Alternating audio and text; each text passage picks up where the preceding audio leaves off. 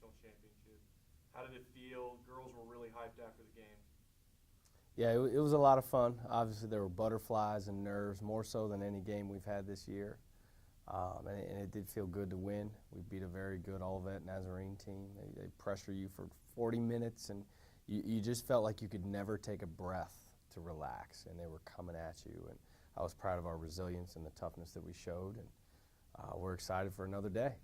Earlier in the week, it was 17 minutes, 17. Now you have 217 minutes, and the number one team in the country. If that doesn't get the juice flowing, I don't know what will. You're really excited about this. Yeah, really excited for the opportunity. Another great team, another very well-coached team, and arguably the most talented team that we'll see ever in the NAIA, just with the length and the athleticism and the skill that they have. So they're a very, very good team, but what we've been saying all year is if you want to be the best, you got to beat the best. And this is a challenge that we're excited about, and we're ready to battle for 40 minutes. One thing I know the fans at home were excited about today was all the fun pictures we saw from the elementary school, taking time away from the game to focus on serving and showing Christ to others. Those girls, man, they were in their element, especially Anna Imhoff. Yeah, Anna's a future elementary teacher and special needs teacher, so she's amazing when it comes to that. So she did a great job, but I really felt like those kids at that school got a glimpse of who our team is, and it's a team full of amazing women who just love to serve people and love to lift people up. And so I was glad that Unity was nice enough to let us come in and break up our day, kind of get out of the monotony of scouting reports and watching film, and we were able to kind of let loose a little bit. And it was quite a bit of fun. And again, the whole thing went back to how can we love on these kids and how can we serve them and invest in them. And I was really proud of our team. Back to the scouting report, when we found out the bracket a few weeks ago, you guys met in your office right after. You broke it down and you looked at that number one team in the country and you gave it to arguably one of the top assistants in the country, in Brett Bellinger.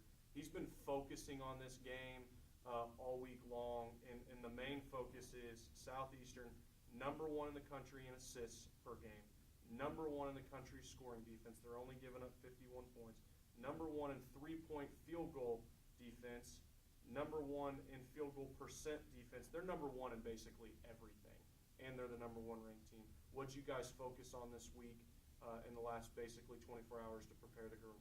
Yeah, they're the best team in the country for a reason, and what we believe is the paint war is going to win the game. Whoever scores the most in the paint, whoever owns the paint, dominates the paint, will have the best chance to succeed, because both teams really rely on that. When we've been great this year, obviously we have shooters like Anna Imhoff, Katie Key, Dayton Groninger, and obviously Brittany Washington creating off the bounce. But when we've been great, it's been when Nicole Ignashik and Elena Adejua are battling down low, and the same is true for Southeastern. When their bigs get going, when their bigs get loose, they have National Player of the Year candidate in Anna Richter. She shoots almost 68% from the field. I mean, if you let her catch it deep, you're in big trouble. So it's going to be a battle of who can impose their will and get it to their spots and make the finishes they need. One thing we'll see tomorrow while watching the game is they've got a girl that's basically 6'8". I mean, she's a monster. Third in the country in blocks, not sure how when you're that tall. But just 7 points a game. What do we really need to do to make her ineffective, allow her not to block our shots? Because in my opinion, we've got one of the best bigs in the league in Nicole Ignashik, who scored 30 points a few nights ago, first game national tournament. Yeah, I mean, it's really hard to simulate 6'6", Steve. We had you come into practice today and bang with us a little bit, but even you're only about 6'2", 6'3" on a really good day. So it's hard to simulate that. But the thing that we've really been preaching is you can't shy away from a shot blocker. You got to go right at them. And again, Schmidt's very, very good. She's an imposing figure down low, and obviously a really big piece to their defense. But we believe if we can go at her and get her in foul trouble early, that could really propel us forward moving. We're always interested in the defensive assignment. My opinion is obviously Ricker Player of the Year, no doubt, but she's got basically another smash brother in Jace Coy in number 24, top 15 in the country in threes. Who's going to get that assignment? Man, you name it, we're going to get it. You know, we're going to switch matchups up, give them a little piece of everybody. But, you know, they've got a lot of great players.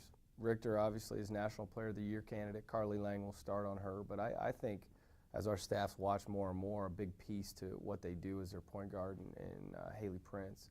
She doesn't blow you away with her scoring, but she can really get in the lane and create, and she averages over 6 assists a game.